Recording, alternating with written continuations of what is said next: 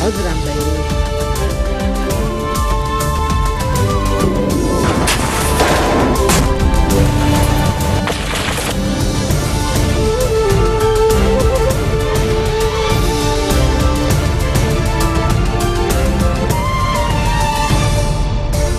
And you're watching the English newscast on Future Television.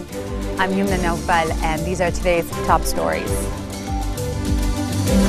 The funeral of Army Officer Major Rabih Kahil takes place after he died in hospital after succumbing to wounds sustained in a shooting in the Alay district town of Dadoun. The government fails to agree on measures to manage the country's waste crisis, which Prime Minister Tamam Salam blames on the political conflict. Al-Qaeda Syrian affiliate Al-Nusra Front kidnaps 8 rebels who participated in the U.S. training program to fight ISIS. The funeral of Army Officer Major Rabih Kahil is taking place. He died in hospital Wednesday night after succumbing to wounds sustained in a shooting in the Alay district town of Dadoun. Now, a statement issued by the Army Command said Kahil was shot by a criminal as he was passing in the Dadoun area on July 26. According to his family, he was heading to his house in the nearby Alay district town of Al-Qamatiye. Several TV networks said the officer was shot during a quarrel with 2 men after he parked his car on the side of the road in Dadoun to make a phone call. A fistfight ensued before one of the men opened fire at Kahil from a weapon equipped with a silencer. According to relatives, the officer received 4 gunshot wounds to the legs and was left to bleed in the location for several hours. The shooter has been identified as Eli Daw and has been arrested. His brother Hisham Daw is still on the run. The government fails to agree on a measure to manage the country's waste crisis, which Prime Minister Tamam Salam is blaming on the political conflict, as he issued a veiled warning that he could resort to resignation if the deadlock on several issues continued. Information Minister Ramzi Jdesh said following the session that was chaired by Salam at the Grand Sarai that the PM described the country's environmental situation as a disaster. Jdesh said Salam told the cabinet that the crisis erupted because over the years there had only been temporary solutions. The Premier urged all sides to put aside the political conflict and work for the benefit of the country. All urged parties to work with devotion to find a solution to the garbage crisis. Those are the words of Salam as he lamented that the political conflict was stopping a ministerial committee from tackling an issue, although it is exerting strong efforts to resolve the crisis. Progressive Socialist Party Chief MP Walid Jumblat has allegedly expressed readiness to accept the dumping of around 2,000 tons out of 2,500 tons of waste in Dahr al-Baydar in return for stashing the rest of the garbage in the districts of Metin and Kasserwan. Al-Akhbar Daily said that 3,000 tons of waste are collected from Beirut, its suburbs, and the districts of Shuf, Alayb, Abda, Kasserwan, and Metin Daily. Sakleen treats around 500 tons, while the rest are dumped in landfills. A member of the Waste Management Committee that has been holding consecutive meetings since the garbage crisis erupted earlier this month. Jumblat is guaranteeing the transfer of waste around 2,000 tons from Beirut, its suburbs, and the southern part of Mount Lebanon to Ain Dira. Trash collection resumed in Beirut over the weekend after an almost week-long crisis that has seen streets overflowing with waste and the air filled with the smell of rotting garbage.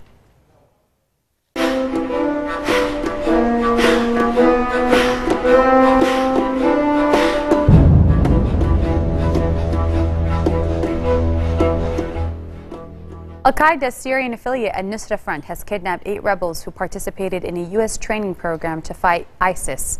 The Syrian Observatory for Human Rights said forces from Al-Nusra Front kidnapped the commander of Division 30, Colonel Nadim Hassan, along with 7 members of the division, including Commander Farhan Jassim. The Britain-based observatory said the group was returning from a meeting in the city of Azaz in northern Aleppo to their headquarters in the nearby village of Malakiyeh. He also confirmed that the 8 fighters were part of a group of 54 rebels that entered Syria from Turkey around 2 weeks ago after receiving training there. The kidnap was also reported in a statement purportedly issued by Division 30 and circulated on social media. Israel's parliament passed into law the ability to force-feed prisoners on hunger strike, a move that has met vehement opposition from the country's medical association. Prime Minister Benjamin Netanyahu's righteous coalition weathered a lengthy parliamentary debate, and the law passed with 46 lawmakers in favor and 40 opposed in the 120-seat Knesset. Israel has long been concerned that hunger strikes by Palestinians in its jails could end in death and trigger waves of protests in the occupied West Bank and East Jerusalem. In the West Bank city of Jenin, freed Palestinian prisoner and Islamic Jihad leader Khader Adnan, who Israel released at the beginning of the month following a deal in which he agreed to end a 56-day hunger strike, also condemned the law. Adnan, a father of 6 from the West Bank city of Jenin, which launched celebrations when he returned home, had begun an extended hunger strike in 2012 that also led to his freedom. Israel's Medical Association, which considers force-feeding a form of torture and medically risky, has urged Israeli doctors not to abide by the law. Coming up next, investigators scramble to study plane wreckage, fueling hopes in one of aviation's greatest enigmas. Stay with us.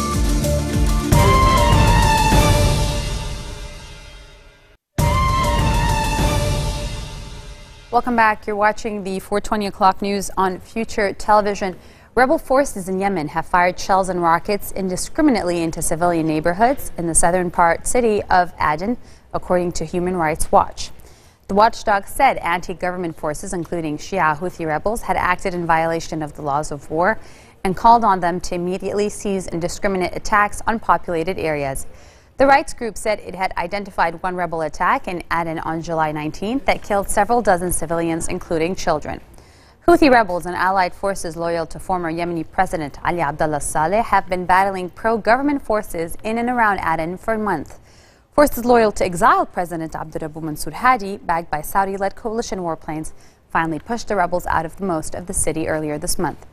A nationwide pause in fighting this week proposed by the coalition failed to take hold and threatened delivery of vital aid to people affected by the violence. U.S. administration officials attempted to ally the concerns of Republican senators who complained they were being asked to vote on the Iran nuclear deal without being privy to verification documents being separately negotiated by international nuclear inspectors. U.S. Defense Secretary Ash Carter sought to reassure senators that U.S. military might was not leaving the region in the wake of the agreement.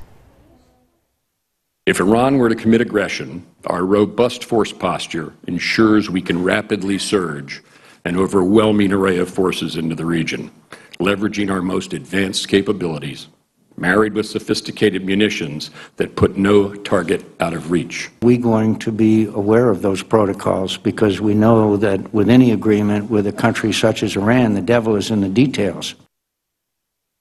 Kuwait has brokered up a new 5-member cell of alleged members of ISIS 1 month after a deadly bombing at the Shia mosque, according to the Interior Ministry.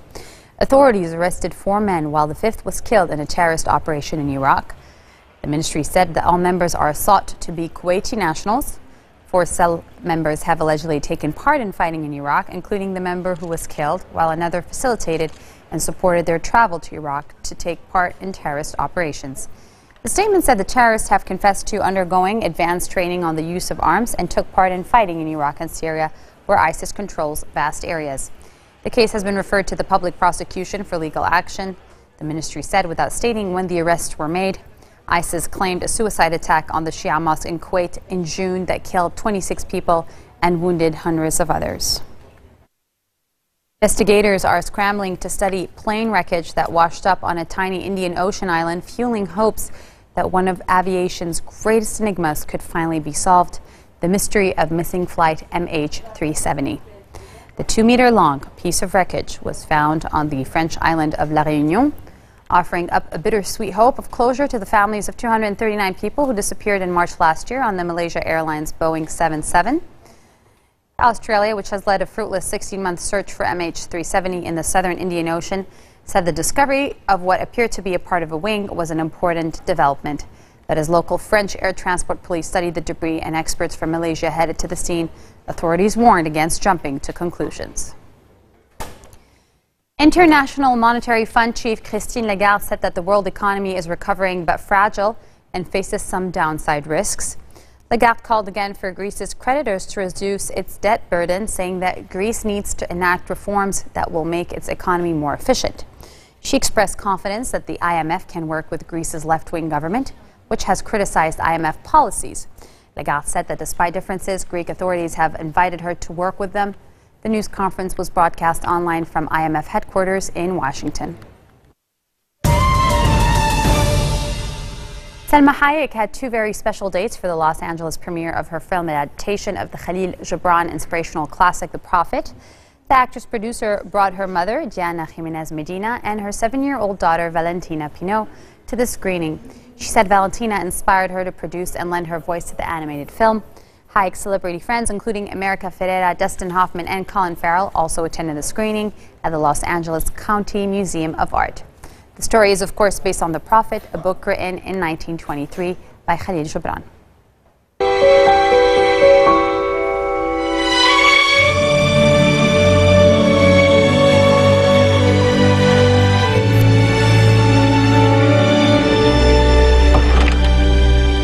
Do I hear a mouse? My name's Mustafa. What's yours? We will escort you to your port of emigration. I'm gonna miss him too.